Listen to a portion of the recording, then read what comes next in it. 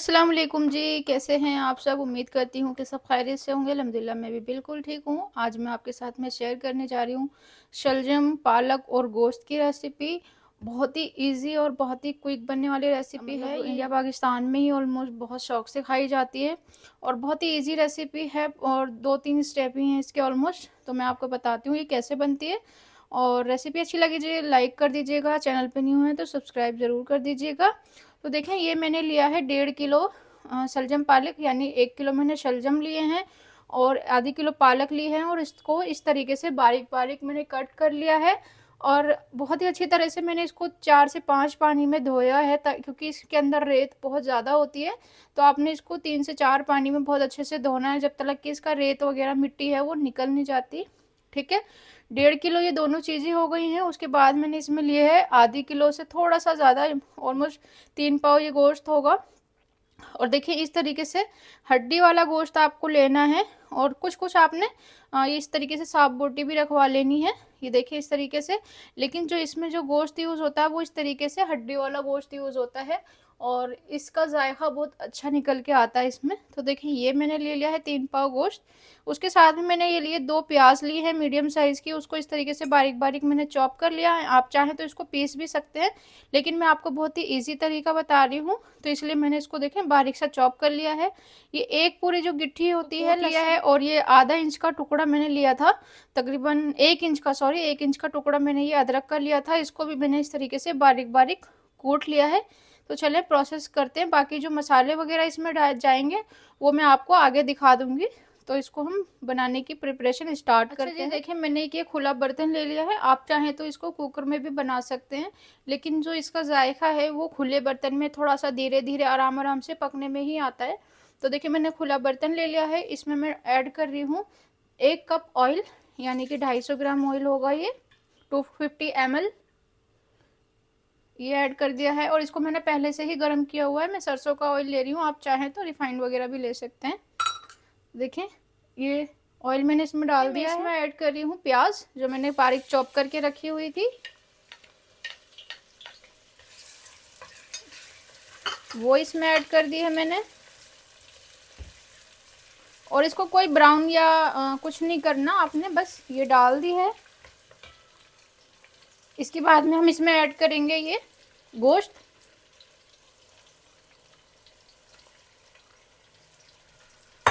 और इसको 2 मिनट के लिए हम बस ऐसे इसका कलर चेंज होने तक पकाएंगे इसको।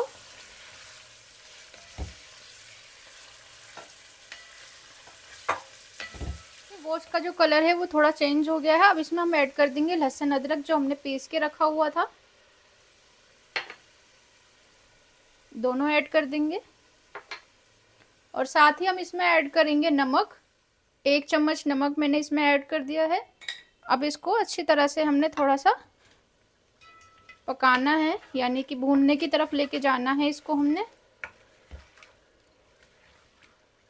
देखिए इसका कलर भी चेंज हो गया है, प्याज भी ज़रा सॉफ्ट हो गई है। अब इसमें हम ऐड कर देंगे ये सलजम और पालक जो हमने काट के रखे हुए थे, इस तरीके से इसमें हम ऐड करते रहेंगे। देखिए अभी ये थोड़े से ऊपर तक आ जाएंगे, लेकिन ये जब जैसे जैसे पकेंगे वैसे वैसे ये नीचे बैठते चले जाएंगे।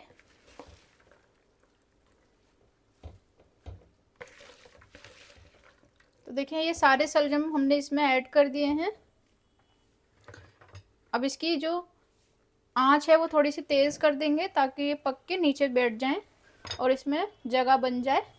देखिए अब जितना भी शलजम था वो सारा नीचे बैठ गया है और इसमें अच्छे से पानी भी आपको नज़र आ रहा होगा। अब हम इस वक्त में मसाले ऐड करेंगे, जिसमें मैं ऐड कर रही हूँ ये आधा चम्मच के करीब में लाल मिर्च का पाउडर है और तकरीबन आधा से आधा चम्मच मैंने ये हल्दी का पाउडर लिया है।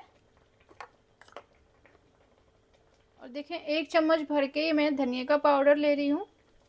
अच्छा इस वक्त में इसमें मैं लाल मिर्च थोड़ी कम डाल रही हूँ क्योंकि इसमें हरी मिर्च ज़्यादा यूज़ होती है, लाल मिर्च थोड़ी सी कम यूज़ होती है, तो इसलिए मैंने अभी इसमें इतनी ही लाल मिर्च डाली है। जब मैं हरी मिर्च डालूंगी तो वो भी आपको दिखाऊंगी। और इसको अच्छे से हम मिक्स कर देंगे। अब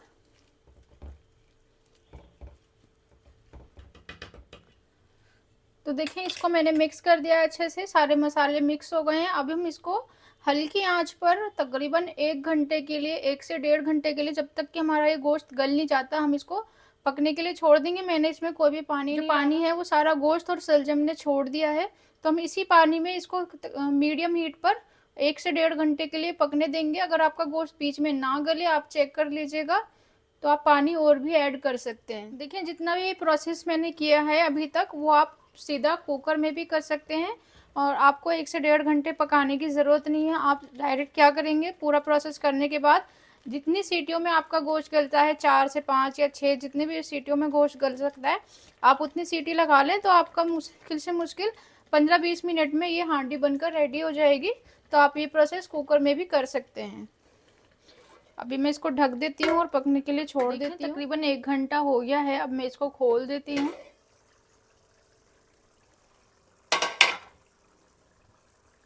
देखें ऑयल जो है वो हल्का हल्का सा सेपरेट होने लगा है और मैंने गोश्त को जो है वो चेक कर लिया था। गोश्त हमारा बहुत अच्छी तरह से गल चुका है। अब हम क्या करेंगे, मैंने इसमें ली है हरी मिर्ची। ये 15 हरी मिर्च को मैंने इस तरीके से बारीक बारीक चॉप कर लिया है और ये थोड़ी कम तीखी वाली है, इसलिए 15 लिए। अगर आपकी हरी मिर्च ज़्यादा तीखी हो तो आप उसको कम भी कर दें।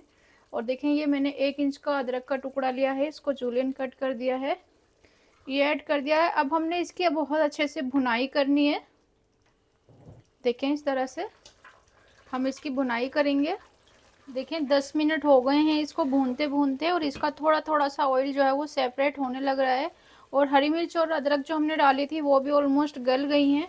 तो मज़ीद 5 मिनट हमने इसको और भुनाई करनी है इसकी और ये ऑयल बिल्कुल सेपरेट हो जाएगा। देखिए जी हमारा जो शलजम गोश्त है वो बिल्कुल रेडी हो गया है, सारा जो ऑयल है वो ऊपर आ गया है। बस इसी पॉइंट पर अब हमने गैस बंद कर दिया है और इसमें कोई गरम मसाला कुछ नहीं गिरेगा। इसका जो अपना ही शलजमों का जो टेस्ट होता है ना वो बिल्कुल बरकरार रहेगा। हम इसमें एक्स्ट्रा कोई मसाले नहीं गिरेंगे। तो चलें इसको डिश आउट करते हैं और इसको आप मैं बताती हूँ टेस्ट करके कि कैसा बना है। तो अभी मैं इसको डिश आउट कर लेती हूँ। तो देखें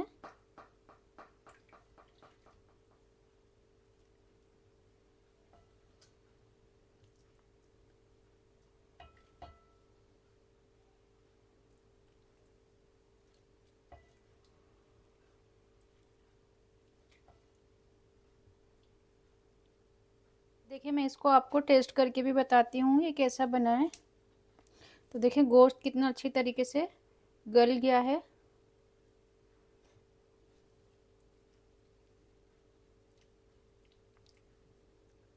देखिए इस तरीके से। बिस्मिल्लाह। अब यकीन माने इतना कोई मज़े का, इतना टेस्टी बनाना कि मैं बता नहीं पा रही। बहुत ही जायके का बना है ये। और आप मेरी माने तो आप इसको ना कुकर में नहीं बनाइएगा, आप इसी तरीके से एक बार मेरे कहने से खोल के बनाइएगा, क्योंकि कुकर में ना चीज़ें सिर्फ गलती हैं, पकती नहीं है। जब आप इस तरीके से आराम आराम से धीरे धीरे हल्की आंच पर जब कुकिंग करते हैं ना, तो उसका जायका बहुत डबल तिबल हो जाता है। तो ये रेसिपी एक बार ज़रूर ट्राई कीजिएगा। इंशाल्लाह आपको ये रेसिपी बहुत पसंद आएगी। बहुत ही इजी, बहुत ही कम स्टेप में बनने वाली है। इंशाल्लाह फिर मिलती हूँ किसी नई रेसिपी के साथ। तब तक के लिए अल्लाह हाफिज़।